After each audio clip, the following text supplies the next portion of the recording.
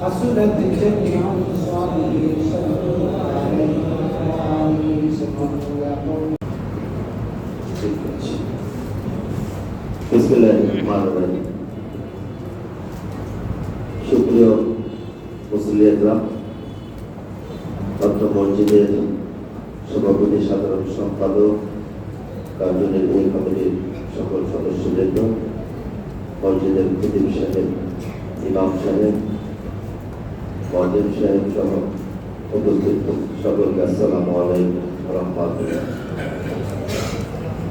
আমি শফিকুল ইসলাম মিল্টন, ইতিমধ্যে আমাদের শ্রদ্ধেয় বড় ভাই প্রবীণ রাজনীতিবিদ বিএনপি নেতা মুয়াজ্জেম হোসেন মতি ভাই আমাকে পরিচয় করিয়ে দিয়েছেন।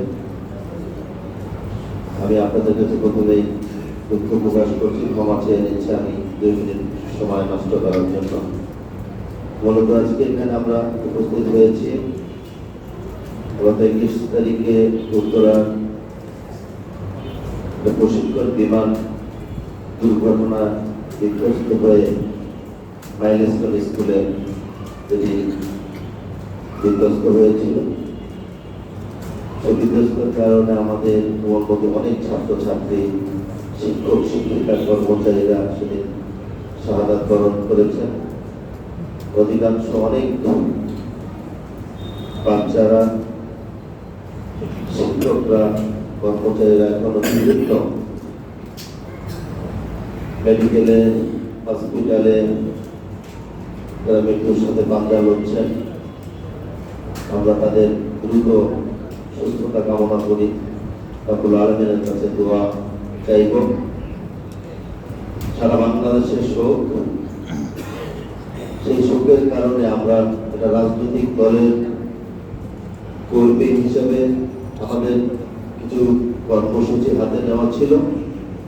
আমরা এই শোককে সারা বাংলাদেশের মানবিক কল্যাণে আমরা রাজনীতি করি, সেই কারণে আমরা সকল কর্মসূচি আমরা স্থগিত করে ঢাকা 15 আসনের প্রতিটি ওয়ার্ডে বিভিন্ন মসজিদ, মাদ্রাসা, এতিমখানাগুলোতে তাদের রুহের মাগফিরাতের জন্য আমরা দোয়ার কর্মসূচি অব্যাহত রেখেছি।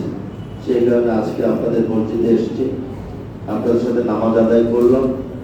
এর আগেও একবার আমি এলাকার এই মসজিদের সম্মানিত মুসল্লি নাজির সাহেবের জানাজায় অংশগ্রহণ করেছিলাম। আজকে মাগরিবের নামাজ পড়ে আমার প্রিয় এলাকার মসজিদের সামনে সালাত নিতে দাঁড়িয়েছি।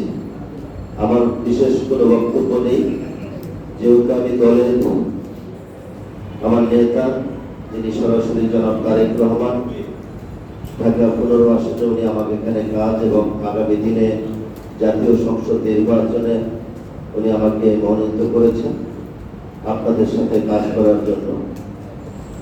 আমি আগামী নির্বাচন শুধু নয়, যেহেতু একটা দল করি, দলের বাইরেও সামাজিক যে কোনো উন্নয়নমূলক কর্মকাণ্ড সবকিছুর সাথে আপনাদের পাশে থেকে আপনাদেরকে আমি সহযোগিতা করতে চাই। এবং আপনারা যারা আছেন, মুরব্বীরা, এলাকার গণ্যমান্য ব্যক্তিবর্গ, তারাও আমাকে আপনাদের পাশে রাখবেন।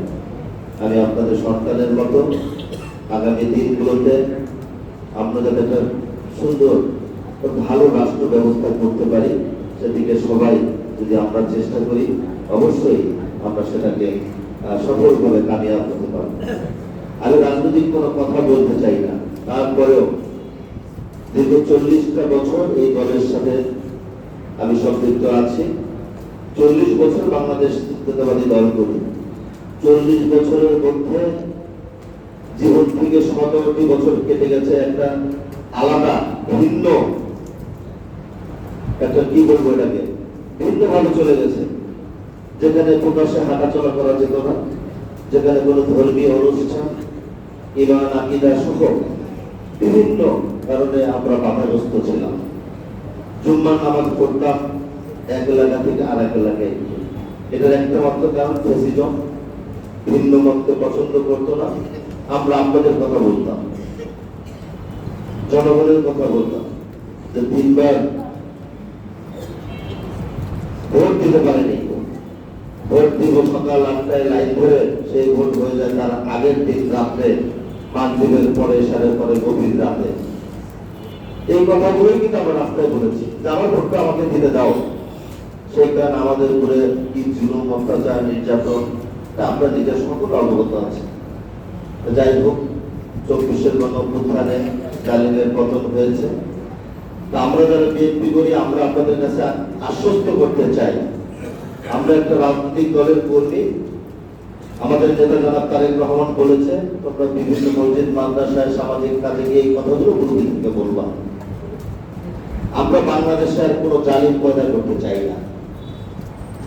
আমরা একটা গণতান্ত্রিক রাষ্ট্র ব্যবস্থা কায়েম করতে চাই, সেটি করবে বাংলাদেশের মানুষ, জনগণ, আপনারা।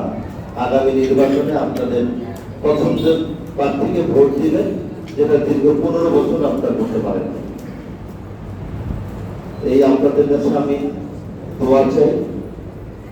আমি আপনাদের সন্তানের মতো, আমার কথায় যদি কোনো ভুল ভ্রান্তি হয়ে থাকে আমাকে